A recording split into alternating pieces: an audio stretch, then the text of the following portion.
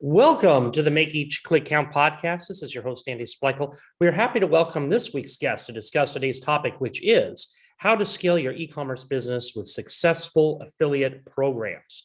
Today's guest is the founder of Social Snowball. Social Snowball specializes in helping innovative direct-to-consumer companies scale with affiliate and referral programs. A big welcome to Noah Tucker. Hi, Noah. Hi, thanks for having me. Thanks for being here. So let's start by defining affiliate marketing versus referral marketing versus influencer marketing. What are the important ways they're different? Good question. It's funny because I feel like there's so many different terms. Like there's also like ambassador and creator, and there's like so many terms that are tossed around. The way I look at it is like affiliate is more of a style of partnership. So like an affiliate can be an influencer, it can be a customer, which is usually when it's called a referral. It could be, an ambassador creator, but an affiliate really just means like a partnership where you're paying someone a commission for driving a conversion and you're only paying them if they drive the conversion. So it's like kind of a risk-free way to acquire customers. Referral usually refers to when it's a customer of yours that's actually driving the referral. So like a customer referring a friend.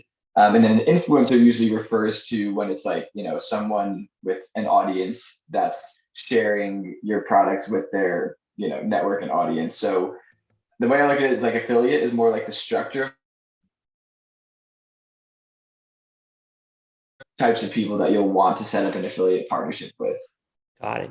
So what are some of the common misconceptions behind affiliate marketing?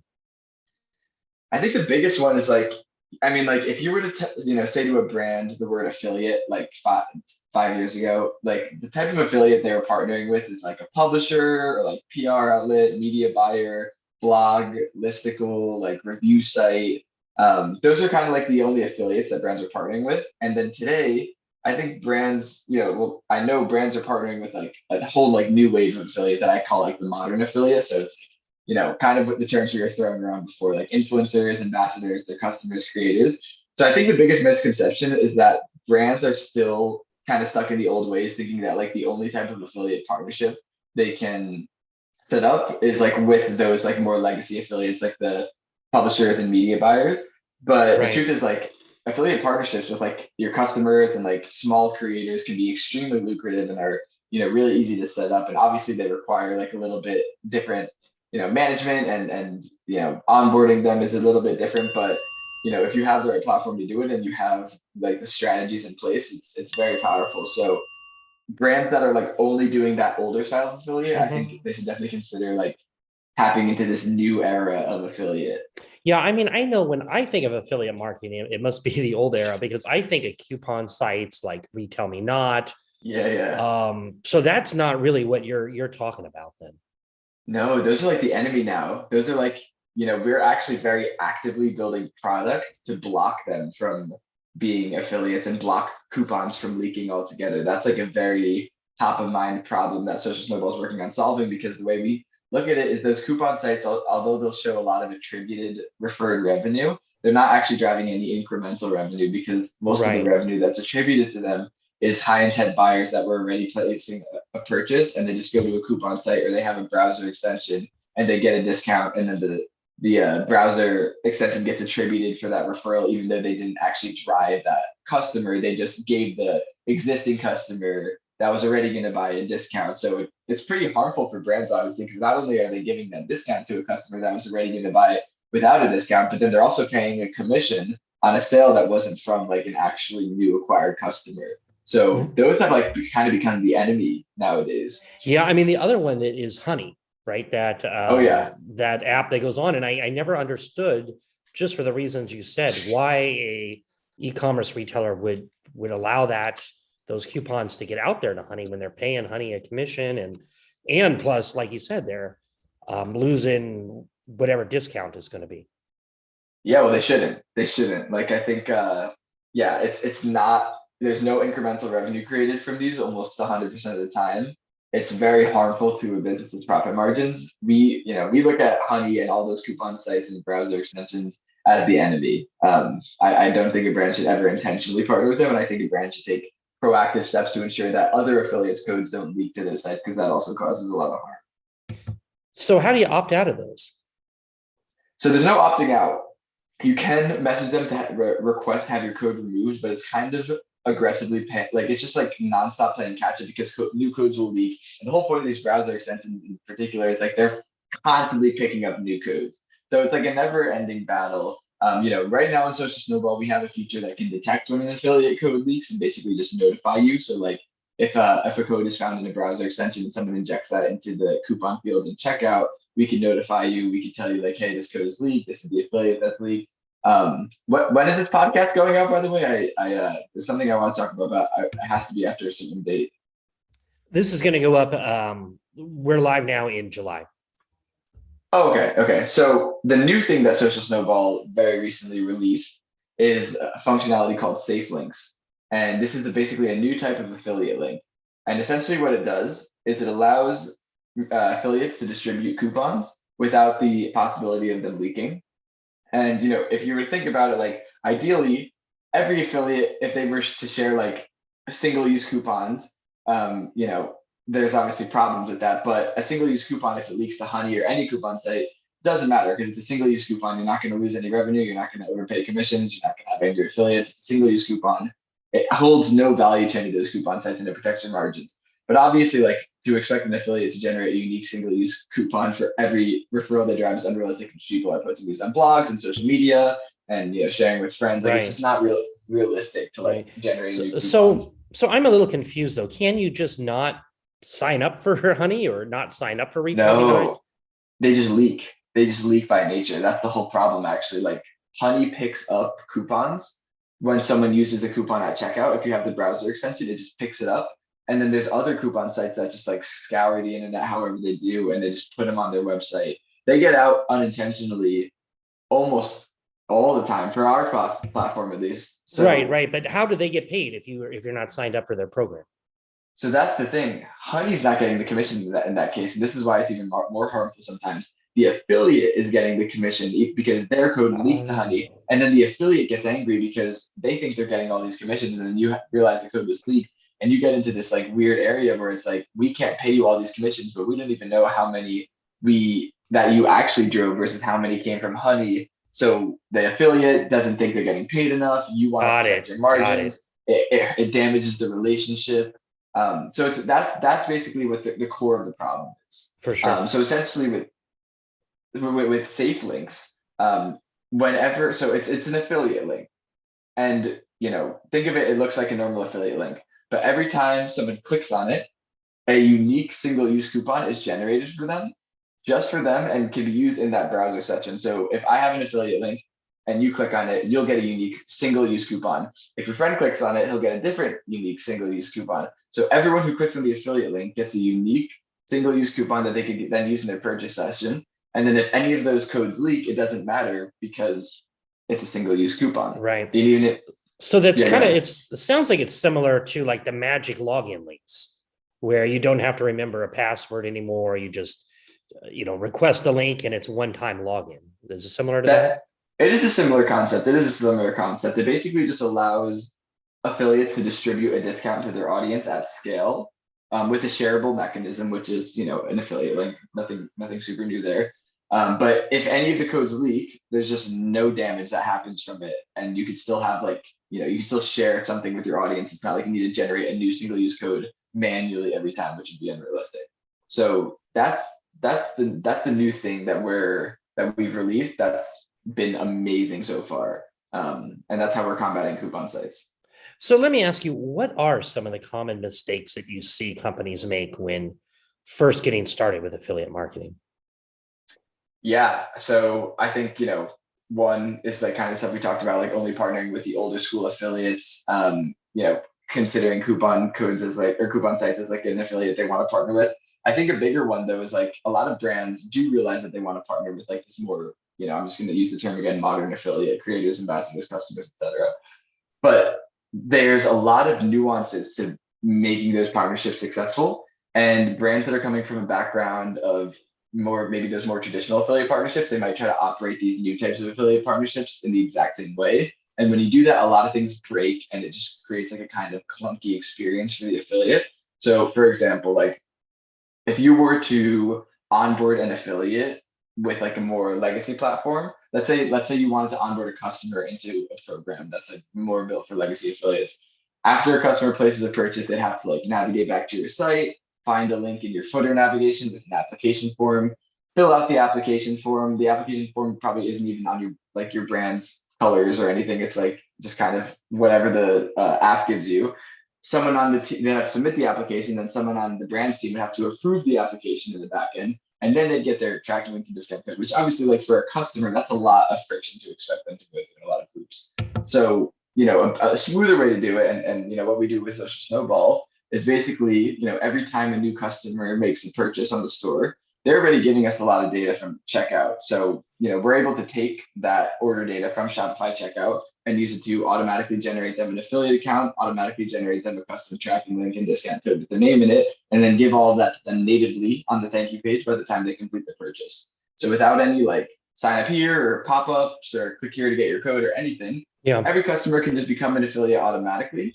And you could give them their information natively on the thank you page when they're just made their purchase, when they're super excited to probably share. And then of course you can configure additional follow-up touch points in the post-purchase journey through like email and SMS. But basically just making that process of onboarding affiliates easy is something that you should be doing when you're partnering with these more modern affiliates. Again, if you're partnering with like publishers and media buyers, you probably don't want it to be that easy, but this is a different type of affiliate. So you need to cater to this, new affiliate. Yeah, no, that's really neat. What percentage of people who are doing their thank you page do you find share, when they're excited, like you said? Yeah, good question. So the biggest like North Star metric we're tracking with this is like customer affiliate revenue as a percentage of total revenue. That's like the biggest metric we're looking at. A high performing program is like usually between 5 and 10%, which is pretty significant. As far as like the actual share rate, like people who just share in general, not like kind of ignoring if they are actually driving a referral, depends on the brand. It's also usually in like the 5 to 10% range. People will at least try to share. Obviously, there's brands with really passionate customer bases who are already driving a lot of referrals that a lot of people opt into this, and then there's brands who have a very transactional relationship with their customers, and there's not a lot of brand loyalty, and those obviously are the ones that don't perform as well. Yeah, let's talk about that. I mean, what kind of businesses do you see perform the best? Is it just based on the brand loyalty of the customer base, or is it specific type of products? So it depends. It depends on the program. So if we're talking about a program that's specifically for customers, like turning customers into affiliates post-purchase, like I explained, then yeah, brand loyalty is a pretty good indicator of how successful the program will be. Also, like if you have any sort of post-purchase attribution surveys for customers that are making a purchase and people are already saying like from a friend or word of mouth, that's obviously another great indicator that a program like this will crush. For brands that are using, affiliate with like influencers, that could really be any, like you don't even need to have the most loyal loyal customers. If you are working with influencers that are just like hitting the nail on the head with your target audience and making great content, that could crush for anything. So I wouldn't say like any of this is specific to like any sort of vertical or niche. I think for customers, you definitely want like to have a strong brand and customers that are loyal. For influencers, it could really be anything. It's really that game is more about finding an influencer that actually has an audience that your product will resonate with. Well, let's talk about that. How do you do that? How do you match one of your clients, one of your e-com clients with an appropriate influencer that will drive sales? So we don't actually handle that. We're just a platform to manage the relationship. As far as actually finding those influencers, I think it's a game of scale, honestly. Like you probably have to work with a lot of it. And this is why it's great to work with micro influencers, because they're usually free to work with. Like you just send them the product and they'll post. Or just like smaller influencers in general that aren't gonna like break the bank to work with. If you work with a lot of them, you kind of start to see who's actually driving revenue. It's difficult to predict, and there's a lot of like analytics tools that really break down an audience of an influencer, and you could try to get super technical with that and like predict who's going to work. But if you're working with really small influencers, I kind of like think it's better to just like spray and then see who's actually driving revenue, and then of course like double down on that partnership as well as influencers with similar audiences. So that's kind of one of the best. Yeah, go ahead. Yeah. So if you're not connecting, where does Social Snowball come in on that?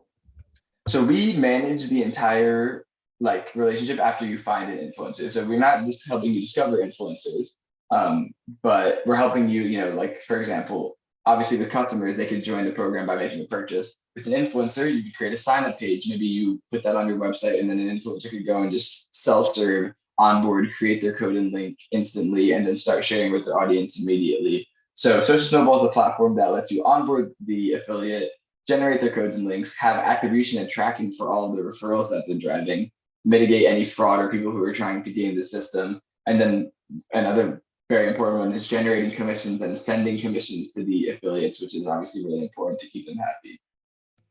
Yeah, of course, of course. So let me ask, I mean, where does somebody even, I mean, it's a ton of stuff we've gone over, but where does somebody even begin with this?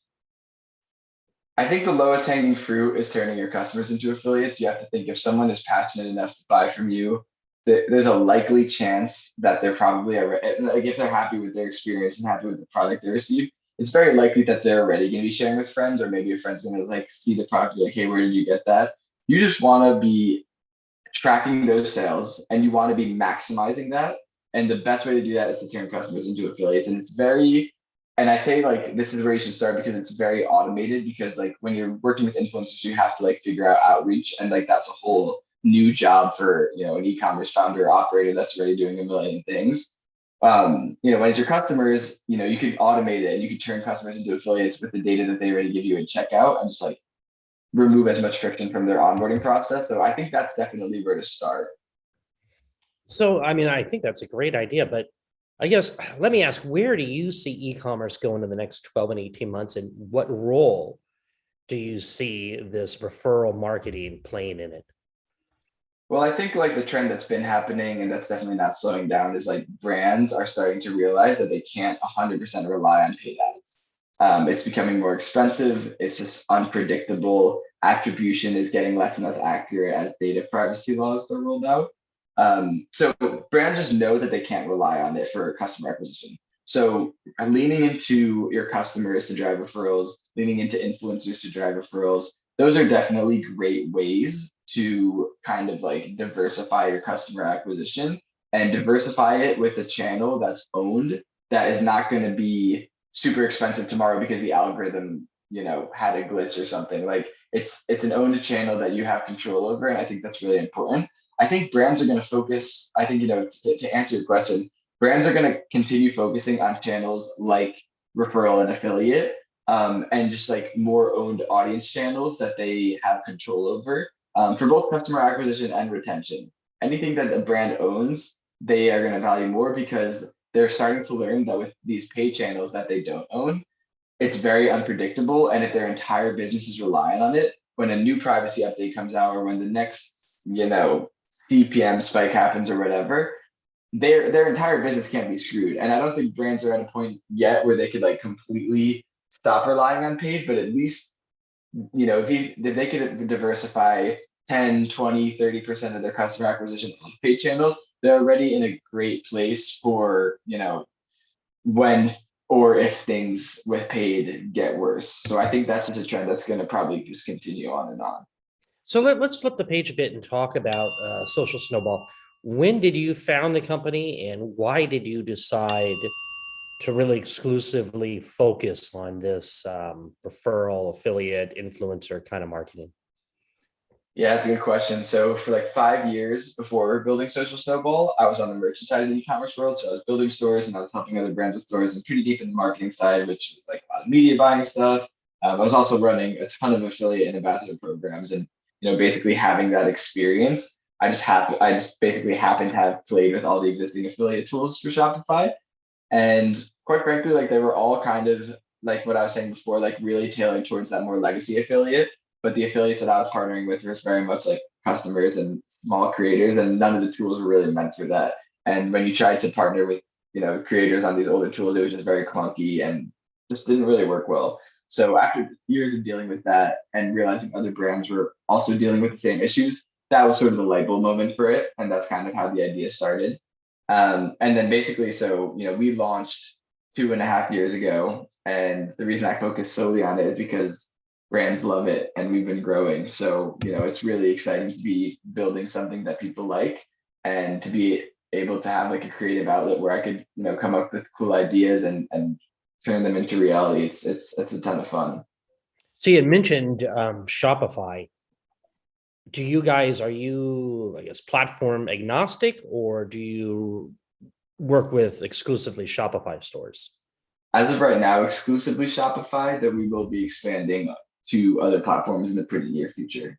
All right. So do you have a favorite success story you could share of one of your clients? Be curious on that. Yeah, definitely. Oh man, there's a few, but my favorite one has to be this brand called Outweigh Socks. Really, really cool performance sock company with awesome designs. They make the best socks in the world, honestly.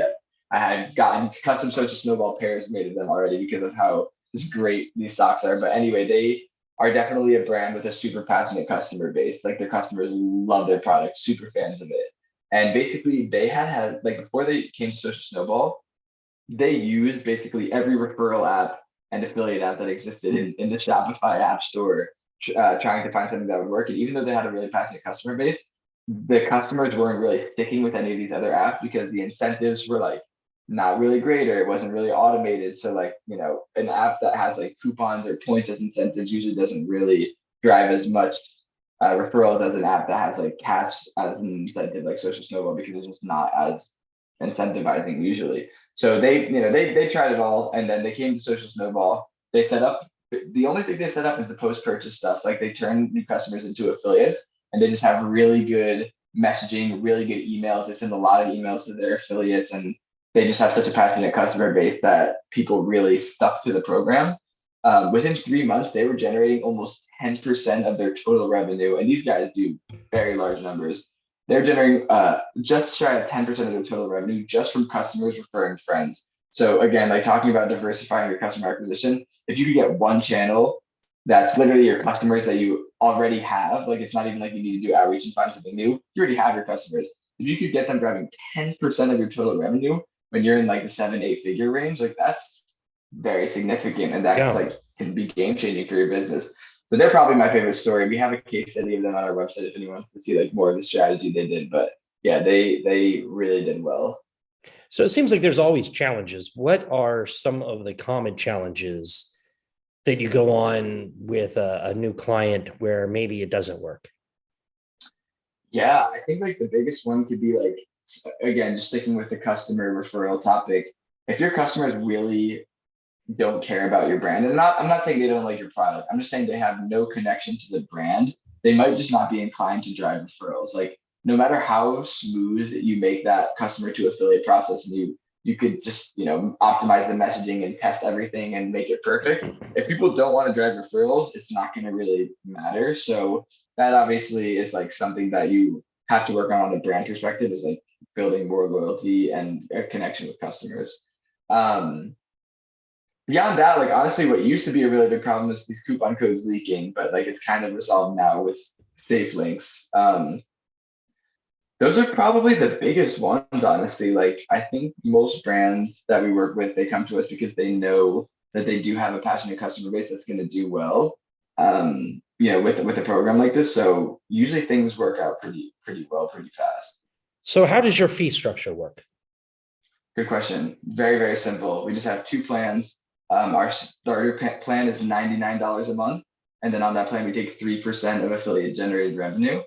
And then we have a higher tier that's just flat 500 a month, no commission for bigger brands. So even if you're doing like tons of affiliate revenue, we're not going to bill you over 500. So who is the perfect client to check out Social Snowball?